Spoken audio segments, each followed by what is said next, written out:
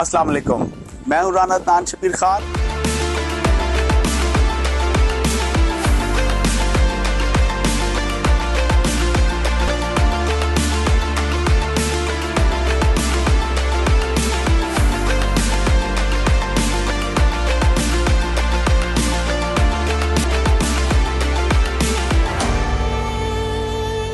السلام علیکم، میں ہوں رانا عدنان شبیر خان اور آپ دیکھ رہے ہیں نوائے فکر۔ آج اسلام آباد ہائی کورٹ نے توشہ خانہ کیس قابل سماعت ہونے کا فیصلہ کالعدم قرار دے دیا۔ بیسیکلی عمران خان صاحب کی 3 درخواستیں تھیں جو کہ چیف جسٹس عامر فاروق کی عدالت میں آج سنی گئیں۔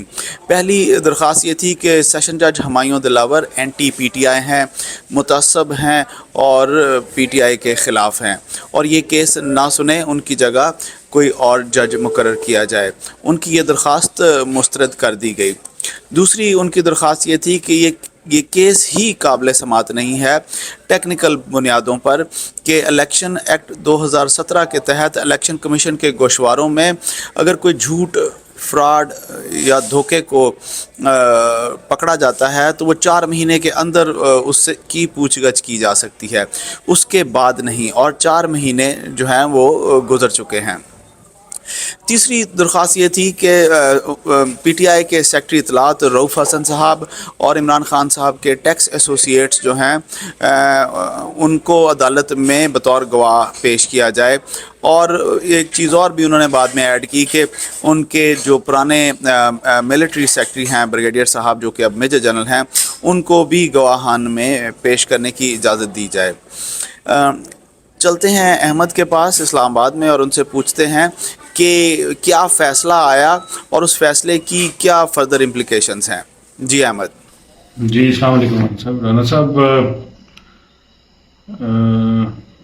آج اسلام آباد ہائی کورٹ کا ڈیسیژن آنا تھا جو آ گیا توشہ خانہ ریفرنس کے حوالے سے۔ کیس بڑا انٹرسٹنگ ہو چکا تھا۔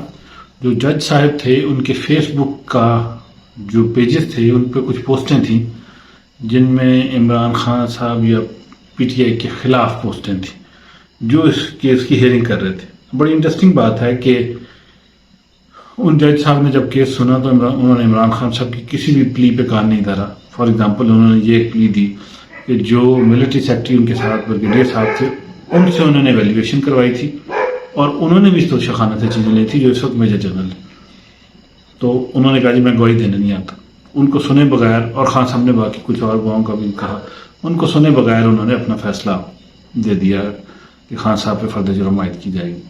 خان صاحب ہائی کورٹ میں چلے گئے، ہائی کورٹ نے فیصلہ ریزرو کر لیا۔ ہائی کورٹ نے جب یہ ساری چیزیں سنی کہ ٹرائل جو ہے وہ انصاف کی بنیادوں پہ نہیں ہو رہا بلکہ پرسنل اس میں کچھ چیزیں آ رہی ہیں، یہ ہائی کورٹ کا کہنا ہے کہ ان چیزوں کو نہیں کنسیڈر کیا گیا تھا، یعنی جو گواہان خان صاحب لانا چاہ رہے تھے ان کو کنسیڈر نہیں کیا گیا تھا، اور جو باقی چیزیں وہ لانا چاہ رہے تھے ان کو بھی نہیں کنسیڈر کیا گیا تھا۔ تو آج انہوں نے فیصلہ دیا اور اس فیصلے میں انہوں نے کہا کہ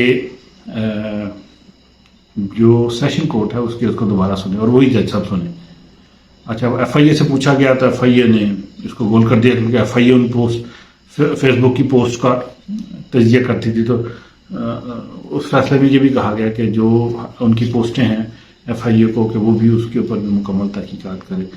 تو خان صاحب کا کیس اب دوبارہ انہی جج صاحب کے پاس جائے گا جن کے اوپر پہلے سے بلیم ہے کہ وہ اس حوالے سے بائسڈ ہیں، لیکن بہرحال کورٹ نے یہ فیصلہ دیا۔ یہ فیصلہ ضرور خان صاحب کے حق میں آیا، اور یہ فیصلہ یہ کیس سننے کے قابل ہی نہیں ہے، یہ عدالت نے نہیں مانا۔ اسلام آباد ہائی کورٹ کی چیف جسٹس نے نہیں مانا، انہوں نے کہا نہیں، کورٹ میں جائیں، کیس کو فیس کریں اور پھر اس کے بعد اس حوالے سے جو بھی فیصلہ بنتا ہے اس کے اوپر عمل بھی کریں اور اس کو پراپرلی ڈیفینڈ کریں۔ تو یہ آج کی سچویشن رہی اس کیس کے حوالے سے، یعنی کہ آدھی بات خان صاحب کی مانی گئی، آدھی نہیں مانی گئی، لیکن پھر بھی یہ ضرور ہو گیا کہ انصاف کے تقاضوں کو پورا کیا گیا۔ کافی حد تک لگ یہ رہا ہے کہ فیصلہ جو آیا ہے وہ انصاف کے قریب قریب ہے، یہ نہیں ہے کہ وہ بالکل ہی انصاف کے اگینسٹ ہے، وہ کافی بہتر اور اچھا فیصلہ ہے۔ خان صاحب کو آف کورس اس پہ تھوڑا سا پرابلم ضرور ہے، لیکن کافی بہتر فیصلہ لگ رہا ہے۔ جی رانا صاحب۔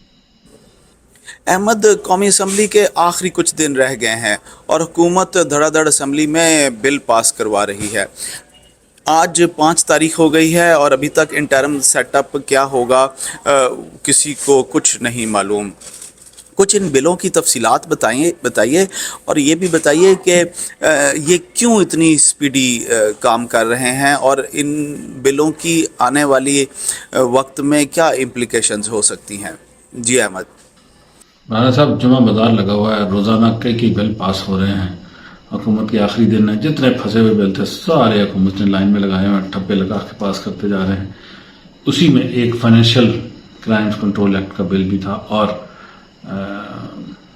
منی لانڈرنگ والا بل بھی تھا. منی لانڈرنگ کے حوالے سے ایک ایجنسی بنانی تھی، اس کا بل بھی تھا. وہ سارے بل بھی آج پاس ہو گئے، جو کہ اہم بات تھی اور اچھی بات تھی.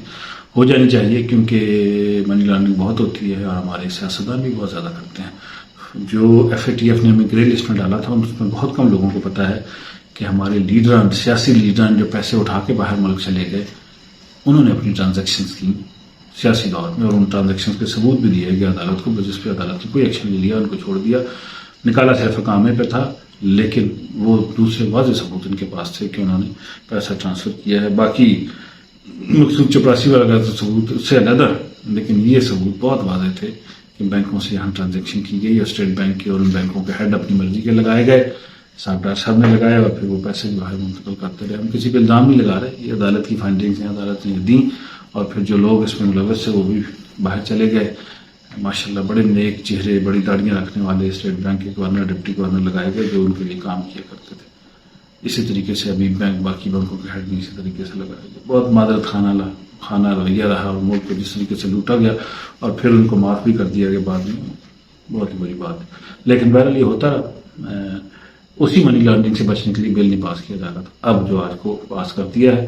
حکومت کے آخری دن ہے، شاید ان کی حکومت اب دوبارہ نہ ہی آئے، لیکن دیکھتے ہیں بنتا کیا ہے. اب جو ہے وہ کہہ لیں کہ نمبر 1. نمبر 2، PIA کے بارے میں یہ کہا گیا کہ پرائیویٹائزیشن جو ہے اس کی 252 ارب روپے کے لاسز سے بچا سکتی ہے. ان تمام حکومتی اداروں کے لاسز بہت زیادہ ہوتے ہیں، اللہ معاف کرے. تو اگر اس سے بچنا ہے تو ان کو پرائیویٹائز کرنا ضروری ہے.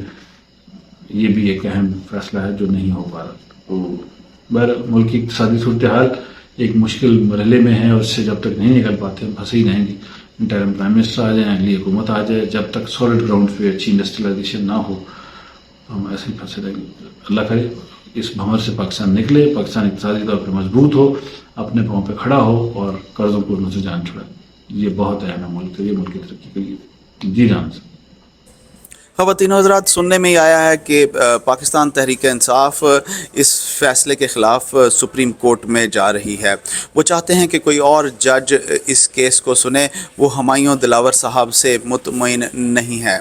اگر آپ ہماری ان سیاسی جماعتوں کا پچھلا ٹریک ریکارڈ اٹھا کر دیکھیں، چاہے وہ مسلم لیگ نون ہے، چاہے وہ پاکستان تحریک انصاف ہے، تو آپ کو نظر آئے گا کہ ایک ہی جج جب ان کے حق میں فیصلہ دے دیتا ہے تو وہ آئین اور قانون کی جیت ہوتی ہے، اور جب وہی جج کسی اور کیس میں ان کے خلاف فیصلہ دیتا ہے تو وہ بکا ہوا جج ہوتا ہے اور اس پر وہ اپنا اطمینان بھی نہیں ان کا ہوتا، اور وہ اس جج کو کہتے ہیں کہ جناب یہ تو بائسڈ ہے اور یہ اس نے پیسے لے لیے ہیں.